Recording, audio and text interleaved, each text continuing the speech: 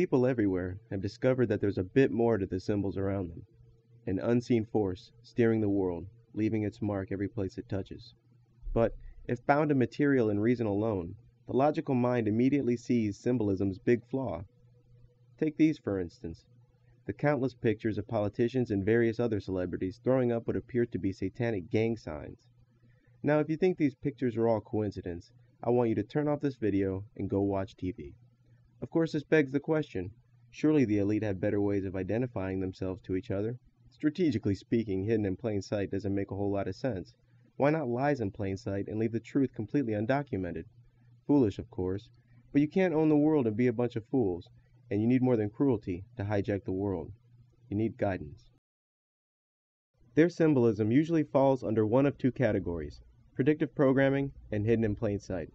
Predictive programming is a technique where people are exposed to a message that causes them to respond in a pre-programmed way to similar future events.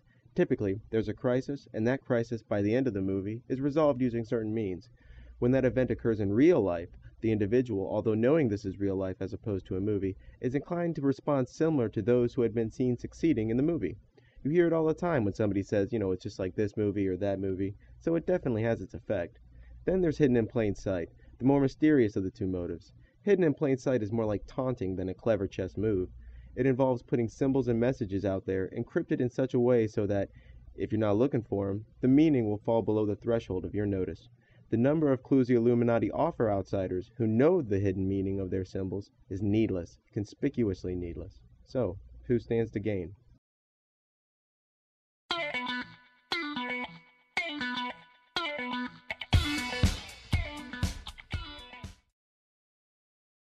Happy Feet is basically a retarded kids movie where a bunch of penguins seize upon every excuse possible to start dancing. First they dance, then they alienate the star of the movie, then they dance, then they find out their fish is disappearing, more dancing, then they find out the evil humans are destroying their environment, throw in some dancing, then they rebuild the Tower of Babel while dancing. And then the evil humans find out about the starving penguins and what they're doing to the environment. So what's the problem? Well, among other things, we are messing with their food chain. And we have got to do something about it. We suggest a ban on all marine harvesting. Why should we do anything at all? They're just a bunch of flightless birds at the bottom of the world. Is equal to... I don't want to live alone without penguins. So what are we going to do We about gotta be it? the sheriff. Bang up the sign, no fishing. UN gets involved. Meanwhile, in Penguin Land, more dancing, and alas, fish aplenty. So when the little slave larva is faced with a crisis, such as an environmental one, the first thing they'll think of is, this is a job for world government. I've seen it work before. Somewhere. In Independence Day, you have an unsuspecting population, a hostile alien invasion, and a military that can't seem to fight back. The entire human population is in disarray. It's finally decided that humanity's response must be unified and coordinated. They form a world government of sorts, in that they form a global command structure, find out the aliens' Achilles heel, and humanity is saved. Now, to its credit, Independence Day contains no dancing. There are, however, at least two layers of predictive programming. First, world government solves a problem. Fish aplenty. Secondly, it's eventually the plan of the elite to convince us into a bogus alien invasion, or perhaps a real one the Illuminati would rather avert. So this prepares us for that us against them mentality. In H.G. Wells' Things to Come, humanity has been decimated by war. Industry was thought to have ground to a halt, diseases everywhere, most if not all major cities lay in ruin. But a world government is forming in the background, hell-bent on destroying all sovereign states. Using advanced weapons like aircraft and poison gas, the world government pounds at rogue nations. Eventually, those pesky tin pot dictators are destroyed, and the new master race, together with a world government, march triumphantly into humanity's great new age. In the movie, it's progress this, progress that, painting national sovereignty as problematic and against progress. This is certainly an example of predictive programming. This movie, released in 1936, preceded World War II by only 3 years, and the formation of the United Nations by only 10. This movie was definitely meant to seed the mind with things to come. In Fight Club, a seemingly normal guy is living a double life. In one, a yuppie, in the other, a terrorist. His alter ego, Tyler Durden, is leading him into a world of extremism. carrying out acts of violence and terrorism, not for financial gain, but for ideological reasons. Eventually, the nameless main character would be tricked into rigging large financial buildings with explosives. Now, this is hidden in plain sight because the World Trade Center was brought down in a similar fashion, but it's predictive programming because it lends itself to the idea that such an act against a financial center was the work of extremists rather than the authorities. 300 is an excellent example of predictive programming, and hidden in plain sight if you have the right eyes. First, you have the King of Sparta, and an alternate history of Greece where shirts are illegal and all of Asia is sending its hordes of soldiers. You have the ruler of Persia, a black guy for some reason, and you even have the E4s, greedy, inbred black magicians who secretly rule over even the kings of Greece. Sound like anyone we know? So the Spartan king goes out to pick a fight with the Persians who appear determined to be helplessly impaled on one side, and the brave Spartan king with his elite fighting force on the other.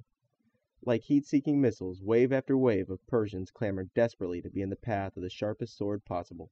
But alas, the Spartan king is defeated. Now it's no secret that the New World Order wants to move into Asia, but naturally it will face hordes of enemy soldiers. So it helps to have it implanted in the minds of people that a superior few can stand against the many. Yeah, the Arabs will just walk right into your spears, and if the Chinese give you any trouble, just push them off a cliff. They foster this idea because this is exactly what they're cooking up. John Carpenter's They Live starts off with Roddy Piper emerging from train tracks or a train station. If you've seen my first documentary, Hollywood Insider's Fallen Angels, you'll know that trains are symbolic for interdimensional travel. Roddy first just tries to get by in his new life, but eventually his curiosity would get the better of him. Soon he would realize that the world he lived in was false, and that there's non-human beings masquerading as ordinary people. He then tries to bring in his new, rather reluctant friend into this knowledge. They both set out to undo this conspiracy, eventually succeeding in a sacrificial way. This is an instance of hidden in plain sight, an uncomfortable truth mixed in with trivia and displayed to the masses. But this story of the quote-unquote vampire hunter is common, so if John Carpenter was making a savior out of Roddy, then it also is predictive programming. In The Matrix, a messiah-like character called Neo learns his world is an illusion, and there's a war happening behind the scenes. After much trial and discovery, he eventually finds out he's the chosen one and defeats the machines. From a hidden in plain sight perspective, it reveals that the world the masses live in is imaginary. From a predictive programming point of view, it propagates the savior angle, the chosen one who will save humanity and undo the conspiracy. Demolition Man features Sylvester Stallone, who is unfrozen after decades in ice. He comes to find a world full of squares, ruled by a man who sabotages his own city in order to seize more control of it. Stallone, by the end, kills the guy and ends his tyranny. Demolition Man has it all. Retina scans, chips that control both buying and selling and can locate you anywhere, a strict police state where even reproduction is regulated, a leader that doubles as a religious leader who not only oversees secular but moral affairs as well, and even the inclusion of false flag terror, as the leader releases criminals to terrorize the city. From a hidden in plain sight perspective, it's a no-brainer, no symbology, only the literal future. From a predictive programming perspective, it reinforces this savior concept who will come and undo the conspiracy. The Man Who Would Be King is the Illuminati's favorite story, hands down. It tells the story of two Englishmen who go off to a distant primitive country intending on returning with loads of gold. When they arrive, they are mistaken for divine beings, rule, and eventually revealed to be only human and are punished. Since its only message is that the next one to arrive claiming to be God is a fraud,